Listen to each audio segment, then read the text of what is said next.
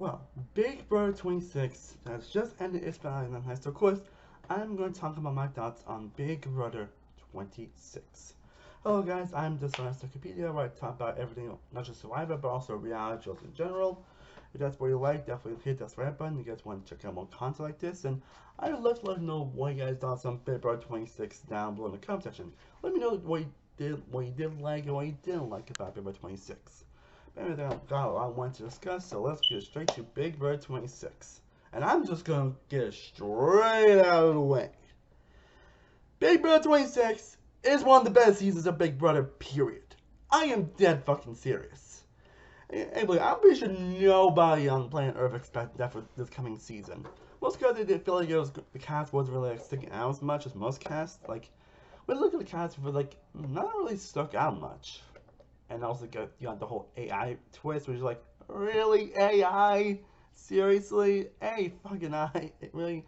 You're doing a twist, you're doing it, AI thing. I'm just being cringy and just not interesting, so. I'm pretty sure we all expect like the worst of the worst for this season, just cast that doesn't really do much of anything interesting. But oh boy, were we wrong. So while maybe the premiere may not been the best first impression, as the season went along, we got crazy week after crazy week, crazy move after crazy move, exciting incident. Again, it's definitely one of those seasons that if you're one of those people that is expecting like good gameplay this season, you're not gonna get that here. Like, I would probably compare this more to Big Brother Canada 9 and 10. That's about the first thing that came to my mind since I carried most of those seasons. The reason why I compare those Canada seasons, is that obviously there are seasons that are be amazing, but one of the reasons why they're not amazing is to have like incredibly chaotic gameplay, and people that not play good at all. Sometimes not good at all. Some of the worst players ever in the show's history. But yeah, that's what made it so unpredictable and entertaining too. And I don't think in my opinion, I will take like a season where everyone's like playing chaotically and insane. Then a season that this was just a steamroll and not really anything interesting. I mean, hell, that's probably one of the main reasons why Big Brother 22 was not that great. Big Brother 22 was pretty boring, Big Brother 16 was boring, and why the end game of Big Brother 25 was not that interesting. I mean, that's kind of an issue with them on air. That's really kind of an issue on air in general. People think they could just try to form like one big alliance and just stick together and just steamroll the other side. But yeah, that doesn't make for good gameplay. It makes for boring TV. Again, that's one reason why Big Brother 20 All Stars ended up being the worst season of the show, because of how boring it was. But you can tell this cast was definitely here to play. Like, I'll always take getting out of cast them just plain boring casts. And from the day one, this cast really stuck out. Even people I thought were going to look out dozen the cast ended up sticking out too. There might be some I enjoy more than others. I wouldn't say anyone's like a true dud in the cast. Like, maybe kind of one who's kind of close to being one, but I'll talk about that when we get the cast ranking and later on in the video. But at least everyone in the cast had something to bring and something to offer. They were all here to play. And again, the AI theme actually did end up being as cringy as I was expecting. Like, I was expecting Anthem to be just so in your face and cringy, but no. It was kind of hilarious, actually. That's more because of the effects at the end of the AI and the janky AI. It's mostly on the effects aspect and how they play it on. Like, it's not really play for action. And most time it's mostly just play for laughs and most time it's just play for laughs. Well, even when they're trying to take it seriously, it ends up being so unintentionally hilarious. So yeah, I think they really bugged me as much as I thought it would. And again, we also get a season where basically every week felt like it had something. Even the endgame stretch, which, the endgame stretch is not the most interesting in the world. But even that I never found boring, honestly. But I feel like every week at least something interesting was, even then those weeks had something interesting else going on at least, so. Week one, you basically got Angela, the old woman in the house, again, also another fantastic older woman character winning HOH. And you basically have it going on a rampage, paranoid rampage, having this like rivalry with Matt. It's probably one of the best like 1 week rivalries we got in all Big Brother. So entertaining. Where you have to think you're Angela and Matt's side in that whole argument thing. It was so fun to watch, especially a lot of dynamics, seeing a lot of people. You would be duds on this cast end up being really great characters. Even people that are boring at some points actually end up having great character moments later on. We get a lot of back and forth. You also got the introduction of the AI arena, which I think it was actually a pretty well implemented twist by the end of the season. And with basically there were 3 nominees instead of 2, and then basically those 3 nominees ended up competing in the AI arena, and that also leads to another positive, which I'll get into later. And the person that wins ends up being saved, and the other 2 are the nominees. And that's really what causes a lot of the faux flips to happen this season, a lot of the crazy gameplay. But honestly, it was warranted, actually. I'm not sure if I would want the AI arena to be like a mainstay in Big Brother, honestly. That's something I'm still up in the air about. I would say bring it back, not next season, but at least like next couple seasons. Just so it won't be an easy game that people wouldn't expect it, obviously. And I know if this was mainstay, people would obviously easily game it.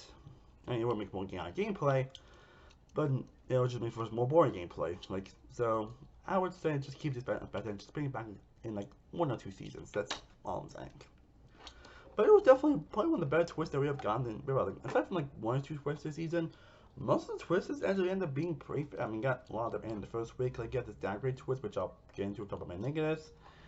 And then we got America's Veto, which basically allows someone to say themselves but have America end up as a nominee, which I think was a pretty fair thing. And the defake HOH, where someone can pretty much take on the nominations. And in terms of all the powers we've got to win HOH can do that, it actually seems a lot more fair, actually. Yeah, twist actually being fair. And Big Brother.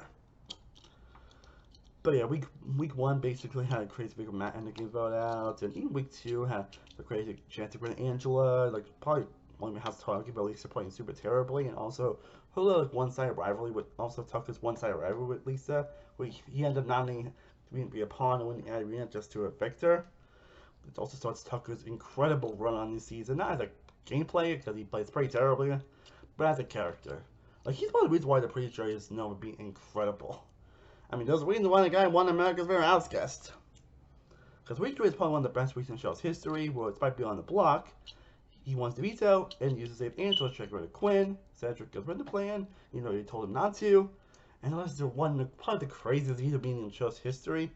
And all led to basically Kenny, someone who basically wanted to quit the entire time to get evicted. And then actually Cedric ended up getting blindsided and back door when he agreed to be the Quinn's pawns, and then Tucker won the veto. Mackenzie ended up winning the arena. One of 2 instances this season where Mackenzie probably would have gotten the boost she did win that AI arena. And we'll talk about Mackenzie in a bit. And Cedric ended up getting blindsided. Probably the pure definition of a pre-jury that was gone too soon. And Tucker had a crazy HOH reign, pretty much blew up a lot of the alliances, and ended with Brooklyn being voted out. Much better character than expected by being Aaron's friend. And it led to also Tucker being blindsided next round. And it led to still another crazy end pre-jury week with Quinn had a pretty terrible HOH, or he did one deep HOH week 4, and then Ali Cedric going home, and like Joseph didn't get voted out, Leo used to John Angela, one of the most interesting talk about moves in recent Big Brother history. And definitely someone actually getting voted out last minute. With Joseph and getting voted out. Well, it came out probably more than them at walking, but again, that pre-jury might be being the best pre-jury in the show's history. Like, holy shit, that pre-jury is incredible.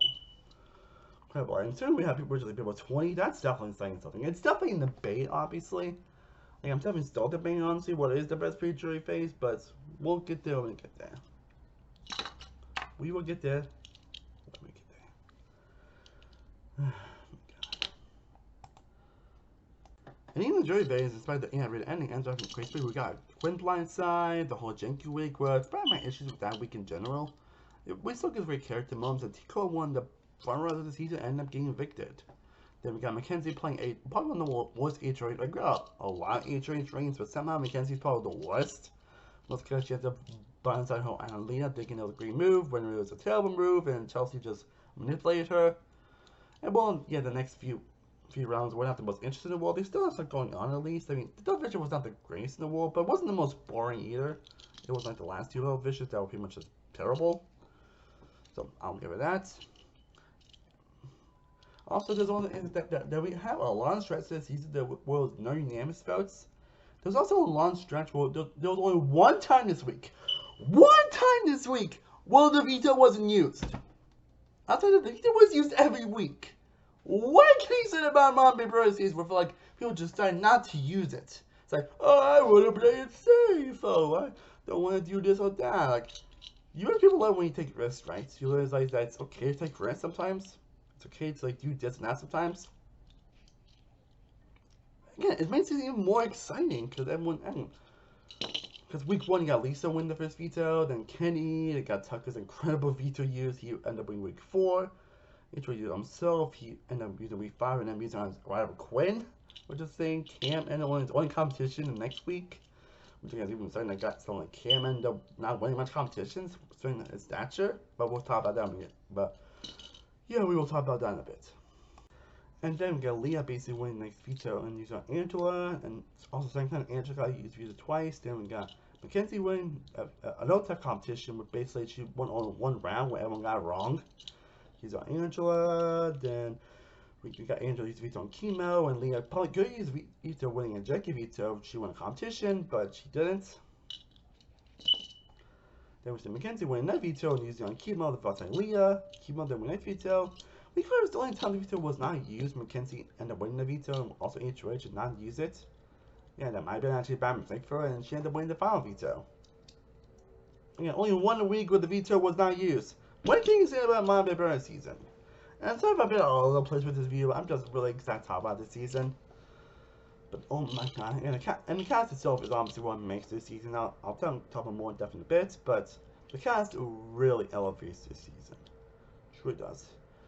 But yeah, despite all the greatness this season with the unpredictability, the great moves, the blindsides, that still leads me to what I think is the best thing about this season. One of the best things about this season. Competition variety! And this is something I did not notice until last season. But the competitions have not. It's no secret that competitions of Big Brother haven't lacked any variety where it feels like it's just the same competition over and over again. Like, there's a reason why some people call last season a kiddie version of the challenge. Because it kind of was. So, one being the winner of the last season, Jack winning 7 vetoes, really might be would be an impressive feat. Again, when you actually look at the people he was with, and when you actually look at the competitions themselves, it's like, no shit he was going to win those competitions. And again, it makes that end game so boring. It makes that end game, like, there's a reason why people thought the end game at Big Brother 26 was kind of lacking because of his competition wins. And that's probably why people groaned when the fact that we were going to get a reindeer game that was going to focus on competitions. People like, oh, so it's obviously like Cody or Cameron are going to win that season, obviously, and people like Nicole and Taylor are going to get the first boots. Well, no, it ended up being the opposite, with Cody and Cameron ended up being the first 2 evicted, and Nicole fans or Taylor Hill was volunteering that season. Like, shit. It was even more exciting when you found, of course it was even more exciting when you found out that the people in that season were going to be 26. So there was a chance that we might have gotten some more unique competitions, or at least competitions that balance between like physical and puzzle or mental or a lot of stuff. And while there might be some competitions that appear to some more than others, it was refreshing, like seeing competitions that actually are more balanced and more properly structured. Again, it was refreshing to see in the modern Big Brother season. Refreshing to see. Refreshing.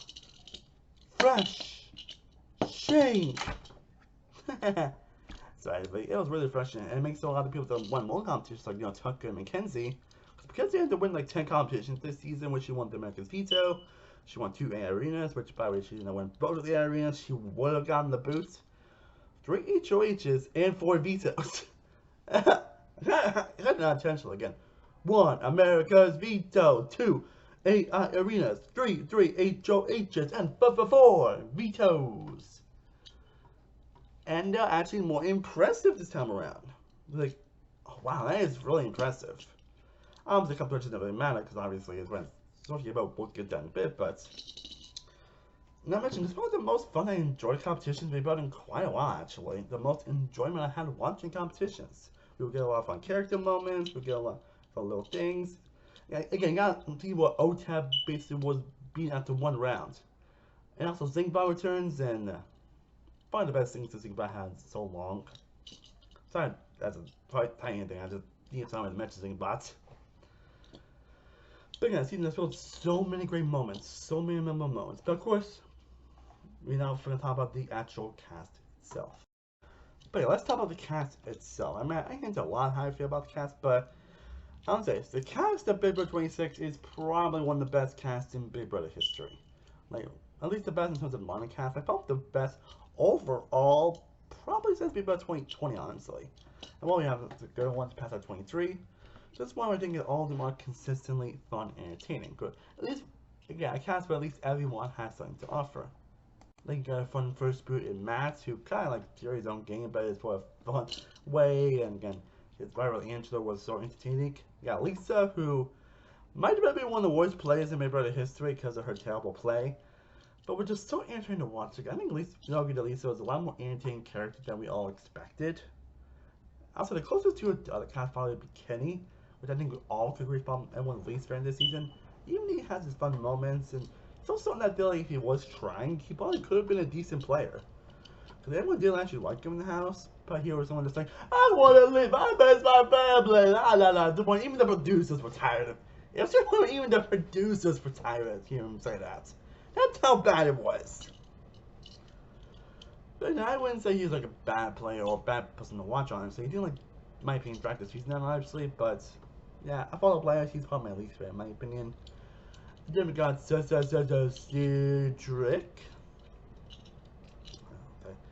Cedric, who's the definition of a pretty dirty play gone too soon. Someone actually was an incredible position, someone that surprised everybody. And ended up being a victim of circumstances. I mean, sure, he did like kind of put himself up, but again, it was one of those things where I feel like, you know, things were having to go wrong, everything, and that's what happens. And it led to probably one of the best blind spots we've seen Big Brother in quite a while. Incredible throw flip. And in Brooklyn, again, people want to hang out Brooklyn most because they're she's from Aaron Greece would be 15, which again is never a good sign. Never a good sign to be friends with Aaron. Basically, if you know, you know. But she didn't surprise me, actually. I mean, she's not the most interesting character of us, but she's getting more interesting to her along, especially with her epic downfall in week 5 as well. And she also ended up playing a lot better than you would someone who expect. And then we got Tucker, who was pretty much the star of the Breacher. Tucker was basically the star character again. I'll show us a little bit, but I can definitely see why some people get tired of Tucker's antics and his chaos and his ways. But I just couldn't get enough of it. Like, it's kind of a shame he got voted out week 6, unfortunately, but, you know, his reign had to end at some point, unfortunately. I mean, his reign had to end at some point.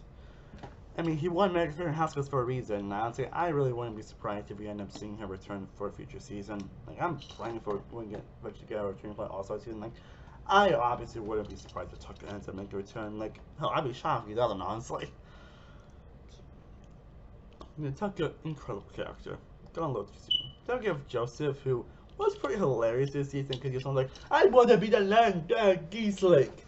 Yet no one really took him seriously, and he was someone that probably, if he didn't get voted out, he probably would have just been dragged to again. He probably, like honestly, he probably would have gotten nominated easily like 6 weeks like Kibo did. So, and I don't think even won 8 retreat, so he probably would have done anything to really prove himself. But Joseph was still a fun character to watch. He was still a fun presence to watch. Pretty hilarious character. And then we have Quinn, probably one of the only true super fans of the season, honestly. That's probably one of the reasons why people want to high on the cast, because a lot of them weren't really like super fans, and previous season knows that when you basically have recruits or people that are not able to show, that's never a good sign. Like, not all the time, but most of the time usually it's never a good sign. Usually, never a good sign. But I love Quinn this season. Like, he was one of my favorite ones coming into the cast, honestly. And it's pretty fortunate he ended up not playing that good of a game, honestly. I mean, he was actually pretty well positioned in the first couple weeks, and he was actually very, despite his lies and trickery, he was actually very low liked in the house. How he had this like little fun showman to Leah for the season. But he ended up just trying himself through by end up nominating his allies, and then they end up getting the boots. Again, never nominate your closest allies, expect them to stay. Which has to happen a lot this season. But again, I love Quinn. He was a great character to watch, great presence. Just a very likable person, obviously, and I honestly wouldn't want to see him again, honestly. Like, he could be one of those players that could actually come back and actually win this time. So, yeah. I'm all for Quinn returning.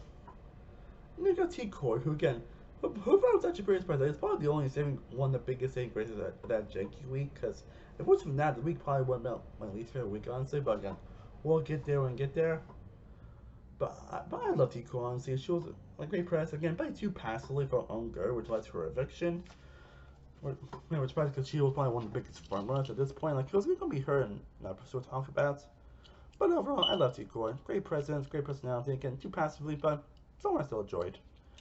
Then we get to Leia, who is probably, all we can agree, is probably the biggest surprise on this cast.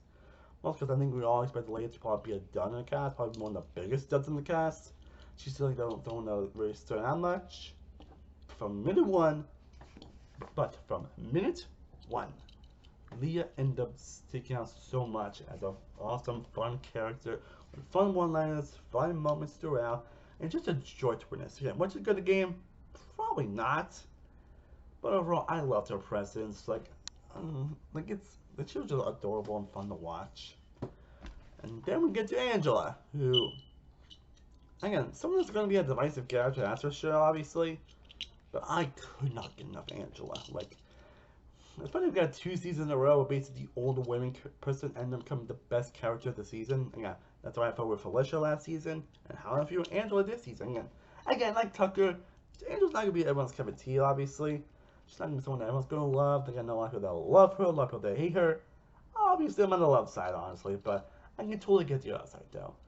But her answers were so entertaining, fun to watch. You never know where you're going to get with her. It makes a lot of weeks so just joy to watch. And the fact that she got nominated like 5-6 times before she actually finally got fit Double Fiction, and the fact that she also got the Vita 603 times was pretty interesting. Again, doesn't make her a good player, obviously. Like, she's also going to be one of the worst players in our history. But it's kind of like someone to feel about Victoria from People Can 912, someone who was never good at the game, but was so entertaining to watch that you couldn't help but keep your eyes off her. Okay, so yeah, I'm not sure if I want to see Angela again, obviously, but honestly, for this season, I love it. I love her chaotic energy.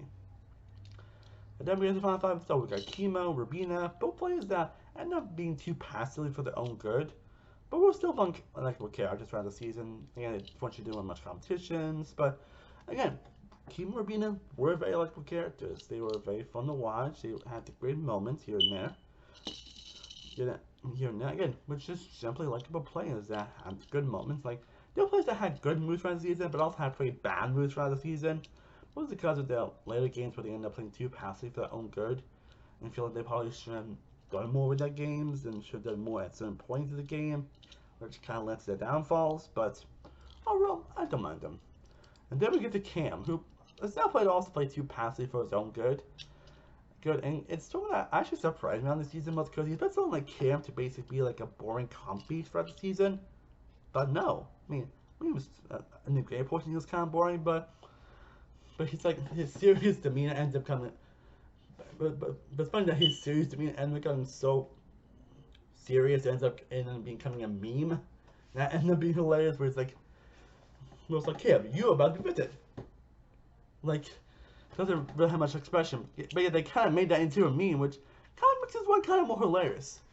And honestly, I was thinking Cam played a lot better game that people would expect. Honestly, and also because he's like a goat, honestly. But the fact that he had to be the final team was actually pretty impressive. Was it gonna win? Probably not. But I actually didn't mind Cam this season. And now we get to the final 2 themselves. First up, we have Mackenzie, who had one of the craziest, wildest runs in Big Brother history, and not a good one. In fact, her gameplay kind of sucks this season. Again, mind you, if she did not win those 2 AI arenas in Wing Forming 6, she would have gotten evicted. Bar none. But somehow she's still been through that, and also, this was when she was impressively able to navigate her to the Chelsea and Cam side. And she didn't she does have good moments. She doesn't have good moments of gameplay, and she does have good relationships. The problem is she pretty much burned those relationships. Again, her final 7 HH run is probably one of the worst in Big history. Again, don't nominate Nichols Ally if you're going to get rid of them, if you don't want them to leave. And that's what you do with Leah, but you have to nominate her. She wanted her to stay. Then don't nominate her! I'm not mad, obviously. I just find that to be pretty hilarious that she really wanted that. But because he was definitely an interesting president on the season. She's probably not the biggest personality in the world, but someone I definitely enjoyed that run on the season. On the reason just how funny chaotic it was, obviously, too. She basically lost kind of on her own detriment, obviously, and she lost unanimously. And at least it's bringing us to the winner this season, Chelsea. And yeah, I love Chelsea this season. She definitely had one of the most dominant runs in the show's history, but at least in a dominant way that's not boring. Like, it's not like Derek or Cody levels of boring. It's actually more impressive how she's able to maneuver stuff, all that stuff. And even the time when she was close to being danger, and she ended up losing a couple of close allies in week 4 and 5, she was able to outmaneuver all that and be in a great position. Again, the fact she was able to get in that position on those weeks was pretty impressive, and I really applaud her greatly for that. And as the season went on, her personality became a lot more interesting and a lot more fun. Yeah, she has uncommon moments here and there, most towards the end game, but overall, I still like Chelsea, and honestly, I found her to be a pretty satisfying winner for the season. Again, mind you, she was the first woman. I believe it's the first time we actually did have found 2 women since previous 13, if I remember correctly. Yeah, basically, yeah. First time we have all women found 2 since season 26, since season 13. And she's also the first woman to win unanimously, and also the second black woman behind Taylor Hill to win. Which, you mentioned that, but they're making all that big deal. But I think it's definitely a big deal. It's one thing I didn't realize actually until I thought about it. But she actually broke the second HOH curse, which she won second HOH and won the season. Because obviously it's known that if you win second HOH, you're pretty much like death sentence. You're not going to win. No, Chelsea ended up bringing that curse. Someone who was like HOH actually won the season. And again, she really dominated. And it was a fun domination, not like a boring domination. So it definitely made her a satisfying winner. So here's how I actually, now I'm going to separate by saying, let's go screw. So here's how I rank all the cast members of Big Brother 26. Number 16, Kenny. Number 15, Lisa. Number 14, Matt. Number 13, Brooklyn. Number 12, Joseph. Number 11, Cedric. Number 10, Robina. Number 9, T-Core. Number 8, Chemo. Number 7, Cam. Number 6, Quinn. Number 5, Leah. Number 4, Mackenzie. Number 3, Chelsea. Number 2, Tucker. And number 1, Angela. And the first season, I figured I ranked the weeks as well, just for the hell of it. But the last place going to, with probably, pretty much my least favorite probably ones on the end game. Even though they're not boring, they still have the fun moments where week 12, I say week 12 is probably my least favorite, but that's honestly because, well, it really doesn't really have much going on and didn't really have anything interesting. Like, it was kind of obvious what's going to happen with Robina convicted, but it was still a fun week, and well, so you still had some fun character moments, and some potential flip probably could happen, so I definitely don't mind it. Week 11 probably be the lap number 12, which is the one where Rita was not used, but still has fun moments. The one problem with the episode was actually 2 hours long. Didn't get the jank HOH week, which, again, seeing House Guys being outside being tortured was not fun to watch, but it does have some fun moments, especially with Angela winning the veto, and Tico's food that makes it worth watching. Number 10 basically being, week 10, which has Mackenzie making the tough decision, and the eviction is probably not that great, not being bad, but not that great. Still the reason why it's only number 10. I would say that the finale is probably week 13, where it kind of ends just how you expect it, but it was a solid finale. Week 8, the Quinn Blonde February number 8. Or pretty much my top 7 are probably like the pre-jury phases, which I think are fantastic. With number 7 going to week 2, number 6 going to week 1, number 5 going to week 5, number 4 going to week 6, number 3 going to week 7, number 2 going to week 4, and week 3 being number 1. And I'm actually going to do a top 10 best moments here as well. Before I do that, let's talk about the little negatives I do have this season, or the mixed negative aspects I do have for this season. Because I don't think even the best Big Brother seasons aren't perfect, obviously. But it never really brought the season down, in my opinion, but it's just thing to acknowledge. As like I mentioned before, if you're someone that looks in the game in a very like gameplay aspect, you are not going to enjoy this season. Yeah, I'm someone that doesn't really, always depends, but I most enjoy just on the character or just how how much I enjoyed them on the presence on screen, but like I said before, I compare this like Big Brother Canada 9 and 10, where basically there are seasons that are known for being chaotic, but people playing pretty terribly. And while they don't reach those levels, it's definitely still a fair comparison. That's the gameplay we're going to get this season. Is chaotic gameplay through and through, where people are playing terribly, people not actively, people playing too passive, their own good. I'm gonna keep them being out pumps, and that's gonna cause a lot of frustration for a lot of people. How actually they cause a lot of frustration for a lot of people, which in some ways could make the season be pretty divisive in some areas. Like your enjoyment season will depend if you are okay with those aspects.